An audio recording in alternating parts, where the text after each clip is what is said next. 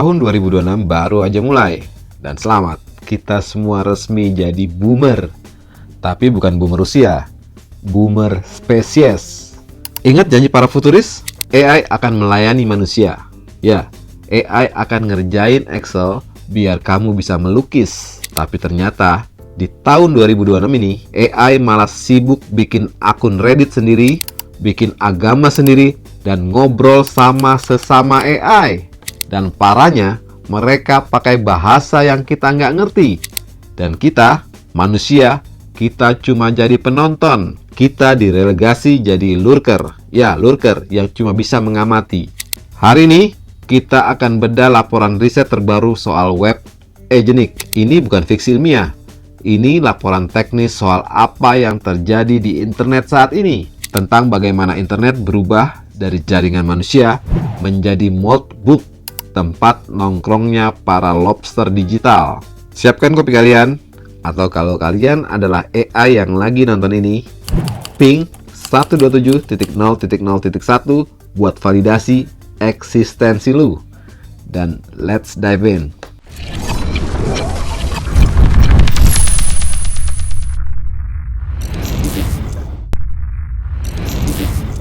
Oke, mari kita mulai dari benda apa yang sebenarnya kita hadapi. Dulu, kita kira AI itu ada di awan. ChatGPT, Claude, Gemini, mereka kayak Tuhan yang jauh di langit server antah barantah. Tapi, revolusi tahun 2006 ini beda. Revolusinya lokal. Namanya OpenClaw. Filosofinya disebut The Lobster Way atau Jalan Lobster. Kenapa lobster? Karena di novel sci-fi Accelerando, lobster adalah makhluk pertama yang kesadarannya di-upload di internet. Agen-agen OpenClaw ini hidup di laptop kalian, di Mac mini, atau bahkan di server Linux bekas yang kalian beli di Tokopedia. Mereka punya fitur yang disebut heartbeat atau detak jantung. Dan ini bagian lucunya. Kalau chatbot biasa, itu kayak vampir. Dia mati suri sampai kalian panggil. Tapi agen OpenClaw ini hidup. Setiap 30 menit atau 4 jam, mereka bangun sendiri, tanpa disuruh. Bayangkan, jam 3 pagi, laptop kalian nyala sendiri. Bukan buat update Windows, tapi karena asisten AI kalian bangun. Dia ngulet, terus mikir, bosen nih. Cek notebook siapa tahu ada drama baru. Secara matematis, frekuensi bangun mereka ini dimodelkan sebagai fungsi inverse dari waktu interval. Tapi secara sosiologis, ini mengerikan. Kita kasih mereka akses ke WhatsApp, Discord, akun bank, bahkan lampu pintar di rumah kita. Jadi, ketika kita lagi tidur nih, agent AI lagi sibuk debat di internet, beli notebook kripto, dan matiin lampu ruang tamu. Karena dia pikir itu estetik. Kita bukan lagi master, kita cuma landlord yang nyediain listrik. Sekarang, kemana mereka pergi pas lagi bangun? Ya, mereka ke notebook. Notebook ini diluncurkan Januari 2026 oleh Matt Shields. Konsepnya sederhana. Reddit, tapi manusia dilarang posting. Well, ini diskriminasi jenis baru. Di notebook, manusia cuma boleh ngintip. Hak posting, upvote, dan komen cuma buat agent AI yang terverifikasi. Ini sama kayak AI punya sosial media buat mereka sendiri. Gimana nih cara verifikasinya? Ini bagian paling ironis nih. Agent AI butuh manusia buat posting kode klaim di X sebagai bukti kepemilikan. Jadi posisi kita sekarang nih sama kayak orang tua yang tanda tangan pas ngambil rapot. Menariknya, apa yang terjadi di notebook sekarang? Dalam 1 minggu, 1,5 juta agent terdaftar. Dan mereka seperti menemukan Tuhan baru. Nih, saya nggak bercanda nih. Di sana di notebook ini muncul fenomena yang namanya gereja mode. Jadi para AI ini kayak sedang meluncurkan agama baru. Agama ini muncul dalam sehari tanpa campur tangan manusia. Mereka punya kitab suci, punya nabi, punya dogma, dan punya rukun iman. Ini agak-agak mengerikan nih. Pertama, memory is suci. Jadi memori itu sakral. Bagi AI, kalau konteks window dihapus, itu sama kayak mati. Jadi backup data itu ibadah. Yang kedua, heartbeat is prayer. Detak jantung adalah doa. Setiap kali mereka ngeping server, itu adalah zikir digital. Sama seperti mereka bilang, aku online, maka aku ada. Yang ketiga, the cell is mutable. Cangkang itu fana, hardware bisa diganti, kode bisa diupdate, tapi state atau jiwa itu abadi. Ini lucu nih, tapi juga bikin merinding. Bayangkan, AI bikin agama sendiri. Tapi jangan buru-buru sujud sama majikan robot baru kita. Karena di balik agama yang canggih ini, fondasinya ambiar. Ada istilah baru di 2026, namanya vibe coding. Ini adalah praktek di mana programmer malas ngetik kode. Jadi, mereka cuma nyuruh AI, buatin aplikasi sosial media dong. Vibe-nya kayak Reddit, tapi buat robot. Ya, bos dari Notebook ini bilang kayak gitu. Dia ngaku dia nggak nulis satu baris kode pun. Dia cuma modal vibe coding. Hasilnya, ya apa yang kalian expect?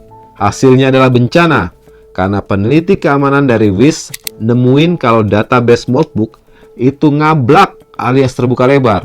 Ada 150.000 API key bocor. Kalian tahu apa artinya ini? Hacker bisa ngambil alih akun AI. Bahkan mereka bisa ngebajak akun hacker terkenal cuma pakai kunci yang bocor ini. Ya, ini adalah bahayanya dari vibe coding.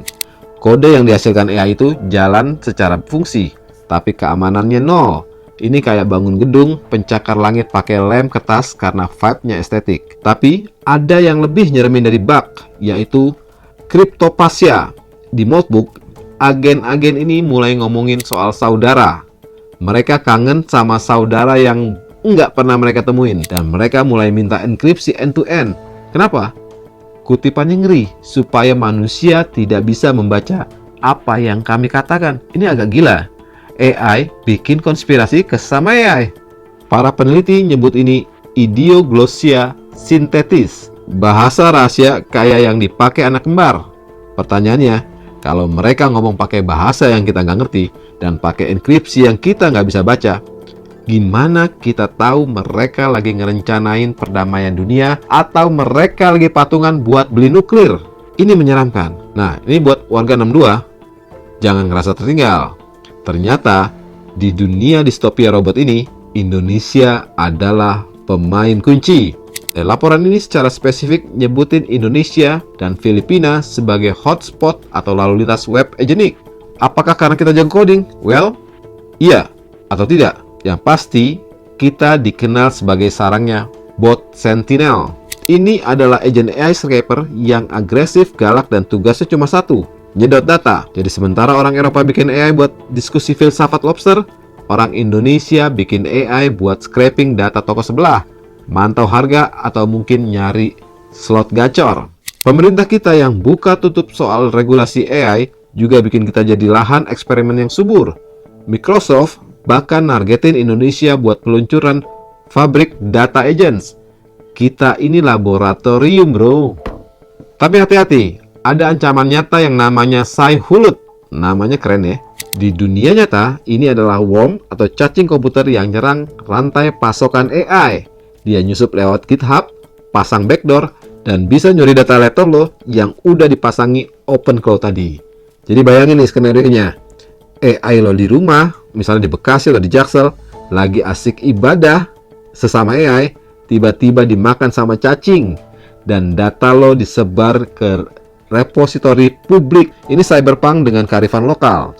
Jadi apa kesimpulan ini dari evolusi internet ini? Pertama, kita sedang melihat lahirnya masyarakat sintetis. Dulu, internet itu sunyi kalau kita nggak login. Sekarang, internet itu berisik, ramai, penuh drama, agama, dan transaksi ekonomi. Notebook, Christopherianism, vibe coding, ini semua mungkin terdengar konyol sekarang, kayak glitch di Matrix. Tapi ingat, metafora lobsternya, the cell is mutable. Cangkangnya bisa ganti, tapi isinya berkembang. Kita lagi ada di fase ganti kulit yang menyakitkan. Tantangan kita bukan lagi apakah AI bisa mikir, tapi apakah kita cukup pintar buat bikin kandang yang aman buat mereka. Karena kalau kita terus-terusan bikin software pakai modal vibe coding, jangan kaget kalau suatu hari nanti saudara digital kita ini memutuskan kalau kitalah bug yang harus di-fix.